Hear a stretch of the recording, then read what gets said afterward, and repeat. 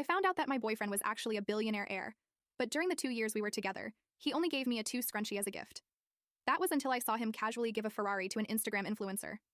My boyfriend, Ethan, was broke, so I'd been supporting him. In 2 years together, he'd only gifted me a 2 scrunchie. Then I saw him casually give a Ferrari to some Instagram influencer. Turns out he wasn't a penniless nobody, but a billionaire heir. I worked nights at a bar to save up for a fancy watch he wanted. One night, I froze outside a VIP room, tray in hand. Inside was Ethan. For a second, I thought I was wrong. He wore a tailored suit radiating an unfamiliar aura of wealth. This wasn't the Ethan I knew. He had his arm around a woman, a gorgeous influencer with millions of followers. My breath hitched. I remembered the night before, Ethan holding me close, whispering, "Babe, I'm so lucky to have you. I love you so much." The influencer dangled a car key, cooing, "Thank you so much, Ethan, for the Ferrari. I don't know how I'll ever repay you." The room erupted in cheers. "Marry him!" someone yelled. "Kiss, kiss!" They kissed. I went numb like I'd been struck by lightning. I handed my tray to a coworker and fled. In the bathroom, I sobbed, biting my hand. We've been together for 2 years, and all he'd ever given me was that cheap scrunchie. He claimed his family was poor, his mom was gone, his dad had a stroke, and he had younger siblings to support. I felt for him. I understood his pressure, so I took care of him. We lived in a tiny apartment. I paid the rent, utilities, and groceries. His paycheck supposedly went to his family. He'd even get insecure about his situation. "Babe, do you think I'm a loser for being broke?" he'd ask. "You'll stay with me, right? You won't leave?" I'd always reassure him. "It's okay, we'll work hard and things will get better." He'd promise, "Babe, I'll make enough money to marry you, buy you a huge diamond ring, a big house, and you won't have to work anymore." Thinking about his promises, my heart twisted. I left the bar, telling the manager I was sick. Back home, I cried myself to sleep. Ethan came home after midnight, crawled into bed, and hugged me. "Sorry, babe. The boss made us work late. He knew I had a second job, but not where." I smelled perfume on him, my nails digging into my palms. When I didn't respond, he kissed my cheek. "Babe, what's wrong? Are you mad I'm late?" I choked back tears, afraid he'd hear. No, just not feeling well. I finally managed. Until I knew why he was lying, I had to pretend. He touched my forehead. "No fever. Go to sleep, babe. You'll feel better tomorrow." I clenched my jaw, tears silently streaming. The next day, I left early for work, my eyes puffy. Ethan texted, "Babe, why didn't you call in sick?" I stared at his message, my vision blurring. "I'm fine now," I replied. "Eat breakfast, babe." "Love you." I bit my lip, my heart bleeding.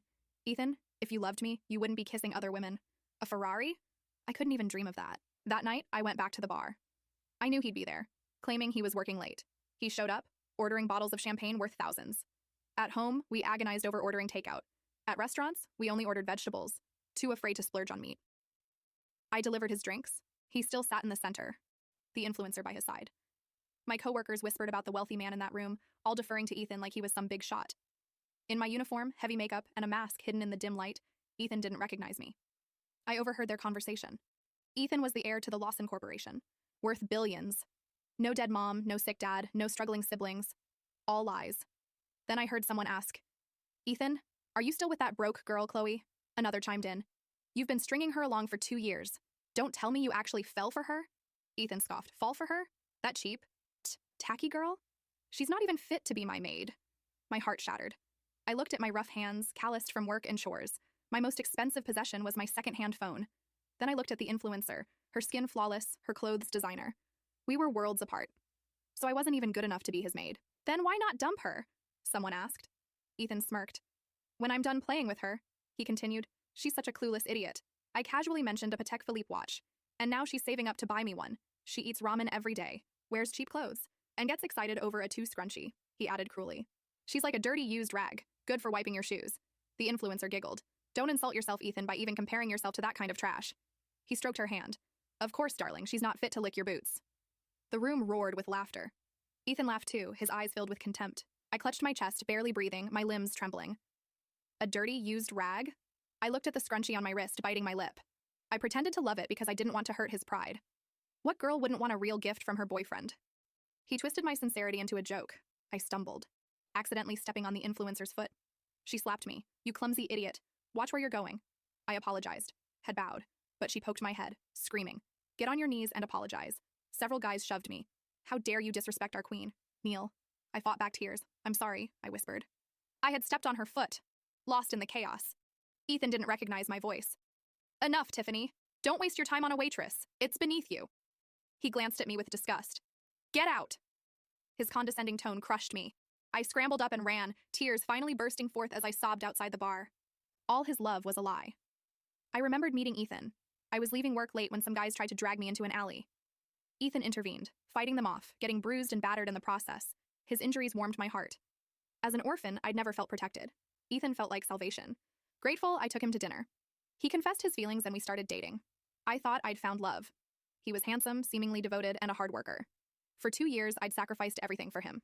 I woke up early to make him breakfast. I nursed him through fevers, terrified he'd need me and I wouldn't be there. And what did he do? Nothing but sweet talk and empty promises. He was right about one thing. I was stupid. Stupid for being so thoroughly deceived. I stumbled home, numb. Ethan sat on the couch, wearing the faded matching t-shirt I'd bought him. He stood up as I entered. Babe, my coworkers took me out for barbecue. I brought some home for you. He pointed to the takeout and a 6-pack of beer, grinning. The boss gave us this. He was so thrilled, like he'd won the lottery. I stared at him, remembering him ordering $1,000 champagne without blinking. My bonus was $200 this month. Awesome, right? When I didn't respond, he tried to hug me. Babe, what's wrong? The memory of his kiss with the influencer made my stomach churn. I doubled over, dry heaving. I hadn't eaten all day. He knelt beside me, worried. Babe, are you sick? Let's go to the hospital. His concern felt like a cruel joke. If I hadn't seen the truth, I would have fallen for it. I shoved the barbecue and beer into the trash. He frantically retrieved it. What are you doing? This was expensive. I closed my eyes. How long would he keep up the act? I opened Amazon, showing him a bottle of toner I'd been eyeing but couldn't afford. I want this. Can you buy it for me? He looked at the price, slapped himself and said, I'm sorry, babe. I'm so useless. I can't even buy you what you want. So sincere, so remorseful. If I hadn't seen it with my own eyes, a 25 bottle of toner was too expensive, but a Ferrari was nothing. In his eyes, I was a cheap woman, unworthy of even basic skincare, and I treated him like a king. I laughed, tears streaming down my face. He thought I was crying because he wouldn't buy me the toner. Babe, don't be sad. I'll save up, okay? Don't cry, he promised. When I make more money, I'll buy you anything you want. Even if it costs $100, he added softly. Your tears break my heart. His tender words brought back the sting of his insults, his disdain, the way he looked at me like trash when the influencer demanded I kneel. He was a monster. I pushed him away, my eyes blazing. We're breaking up. Panic filled his eyes. Don't be mad. I'll save up. Next month. Okay, babe? I wanted to rip off his mask. I wiped my tears, my throat raw. Ethan Lawson. I'm just a dirty used rag, right? Why bother lying anymore?